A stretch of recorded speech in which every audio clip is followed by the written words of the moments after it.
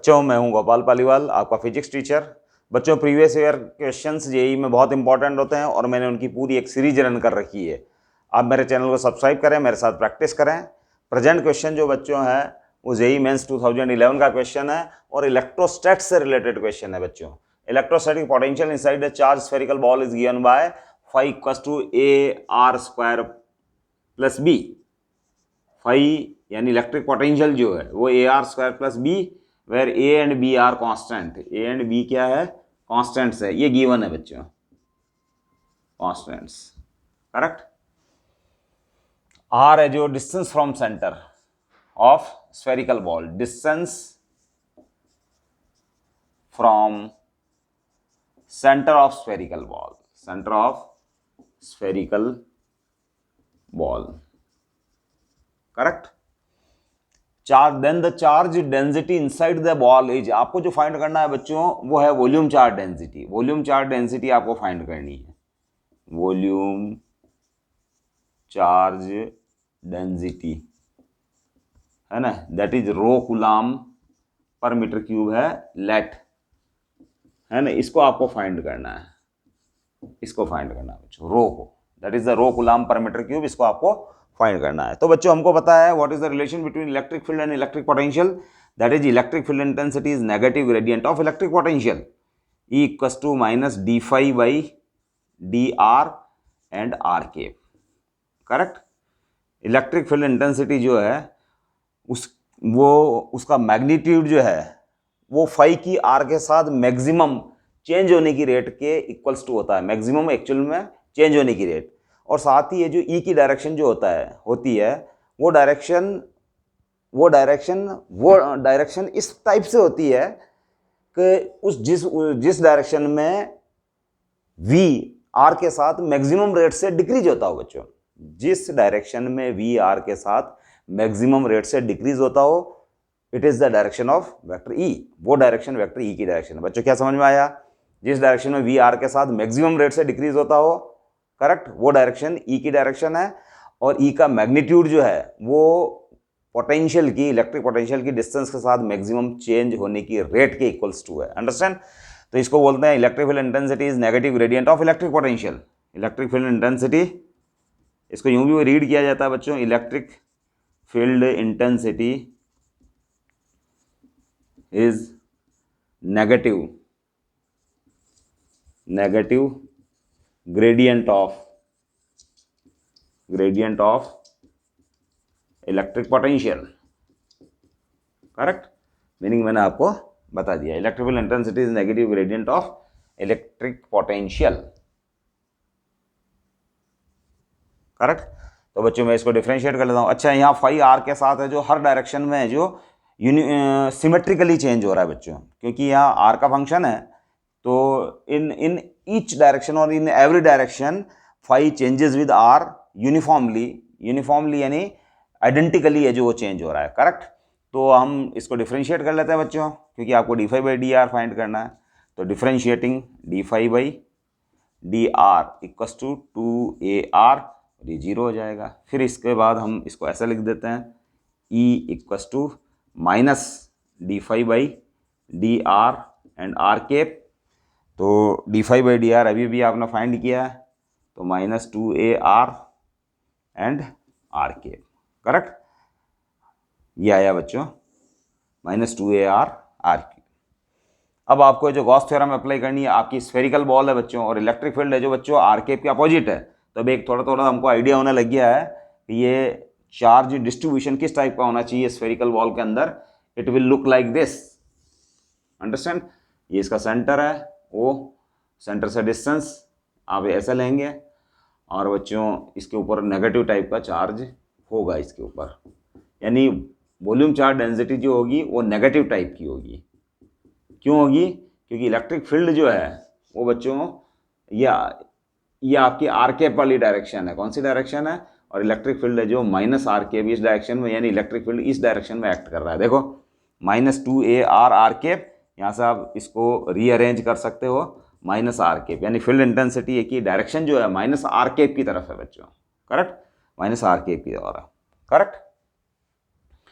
तो ये negative type की ये जो डायरेक्शन है, नेगेटिव टाइप की डायरेक्शन तभी हो सकती है बच्चों, ये माइनस आर के क्यू और इलेक्ट्रिक फील्ड इंटेंसिटी की डायरेक्शन है, इसका मतलब ये नेगेटिव चार्ज डिस्ट्रीब्यूशन है, तो +1 कूलम्ब को अट्रैक्ट करेगा इस स्फीयर की ओर। अगर जो आप कहीं बाहर रखेंगे तो ये स्फीयर की ओर अट्रैक्ट करेगा। Understand?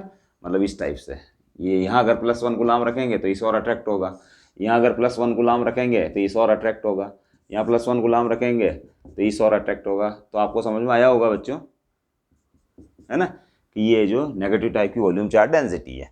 Now applying Gauss theorem, correct. मैं जो क्या करता हूँ, गॉस थ्योरम अप्लाई कर लेता हूँ। मैं यहाँ एक जो पॉइंट ले लेता हूँ बच्चों, ये पॉइंट P ले लेता हूँ, करेक्ट। ये पॉइंट P ले लिया, यहाँ छोटा सा एलिमेंट ले रहा हूँ मैं, है ना, ये गॉसियन सरफेस, ये R डिस्टेंस, सॉरी एलिमेंट की डिस्टेंस है जो बच्चों, यहीं ले लेते हैं, सॉरी यहाँ एक एलिमेंट ले लेता हूँ P पॉइंट पे, करेक्ट। R के P डायरेक्शन इधर है, और वेक्टर ds जो है एरिया एलिमेंट वेक्टर, वो भी बाहर की ओर होता है बच्चों। तो vector ds small area element vector है, ये स्मॉल एरिया एलिमेंट, और ये आपकी गॉसियन सरफेस है, गॉसियन सरफेस। और आपने गॉसियन सरफेस क्या लिया है, स्फीयर लिया है, आपने क्या लिया है, स्फीयर, और जिसकी रेडियस कितनी है, r है बच्चों, करेक्ट, क्योंकि r पे ही है जो मैंने P पॉइंट ले रखा है, और यही मुझे फील्ड इंटेंसिटी चाहिए। तो मैं इसके लिए गॉस थ्योरम अप्लाई कर रहा हूँ बच्चों, गॉस थ्योरम। तो applying Gauss theorem, Gauss theorem, phi E equals to integral E dot ds Q in by epsilon naught, Q in. अब E की डायरेक्शन तो बच्चों माइनस आर के की ओर है ऑब्वियसली, ये जो इसकी ओर है, ये देखो ये डायरेक्शन है ना, ये E की डायरेक्शन है, यहाँ भी बता रखी है मैंने। और ds की डायरेक्शन तो बच्चों ये है, तो इनके बीच में थीटा तो 180 डिग्री है। थीटा कितना है, 180 डिग्री। या आप जो इसकी वैल्यू को एज इट इज़ रख दें तो भी आपके आंसर आ जाएंगे, आप यहाँ पुट कर दीजिए, है ना। तो इम्प्लाइज E की वैल्यू, है ना, -2AR आर केप, और वेक्टर ds की वैल्यू है, ये ds का मैग्नीट्यूड, और आर केप वो रेडियल डायरेक्शन में होता है, करेक्ट। रेडियस मतलब नॉर्मल डायरेक्शन, और नॉर्मल डायरेक्शन रेडियल वाली डायरेक्शन है, मतलब इस और वेक्टर ds जाएगा इस और, अंडरस्टैंड।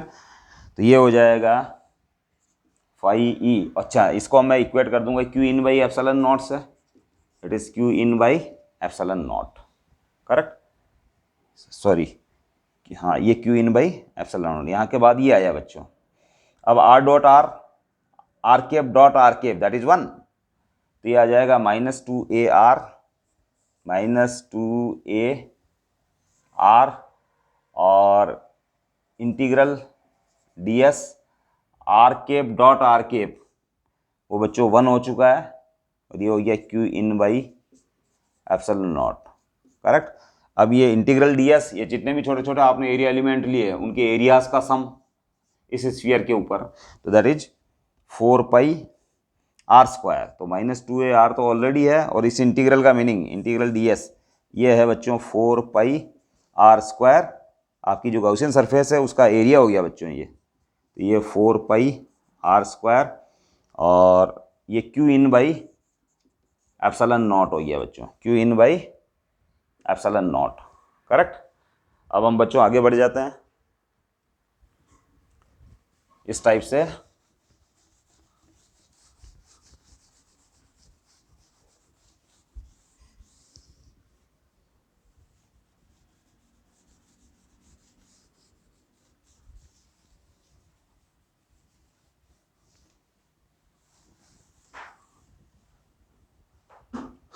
अब बच्चों आपको Q इन निकाल लो आप यहाँ से, Q इन वो हो जाएगा -8πAR³ इंटू एप्सिलॉन नॉट, ये R³ है बच्चों, R³ एप्सिलॉन नॉट, करेक्ट। अब मेरे को वॉल्यूम चार्ज डेंसिटी चाहिए, तो ये वाली जो वॉल्यूम है, ये एक जो बच्चे स्फीयर की वॉल्यूम है, और उसका वॉल्यूम है 4/3πR³।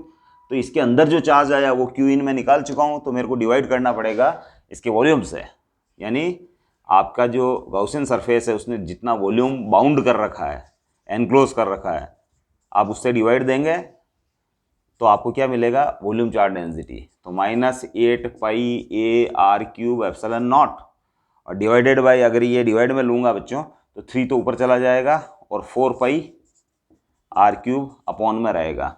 अब 4 पाई से 8 पाई तो ये 2 आ गया बच्चों, आर क्यूब से आर क्यूब, करेक्ट, और ये इंटू 3 है बच्चों, है ना, इंटू 3।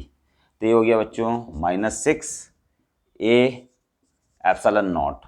तो क्लियरली ये जो बच्चों रो आ रहा है -6a एप्सिलॉन नॉट, है ना, कूलाम पर मीटर क्यूब, करेक्ट। तो आपके इन ऑप्शंस के अंदर है जो फोर्थ ऑप्शन है आपके इस आंसर से मैच कर रहा है, that's why it is the correct answer. -6a epsilon not coulomb पर मीटर क्यूब, यानी नेगेटिव चार्ज का वॉल्यूम चार्ज डेंसिटी या नेगेटिव चार्ज है बच्चों, उस स्फेरिकल वॉल के अंदर जो चार्ज का डिस्ट्रीब्यूशन है वो नेगेटिव टाइप का है। तो आई थिंक ये क्वेश्चन आपको बहुत अच्छे से समझ में आया होगा। आप इस टाइप के क्वेश्चंस की प्रैक्टिस करें, ये बहुत इंपॉर्टेंट है। We will meet with our next question. आप मेरे चैनल को सब्सक्राइब करें, शेयर करें। Thank you.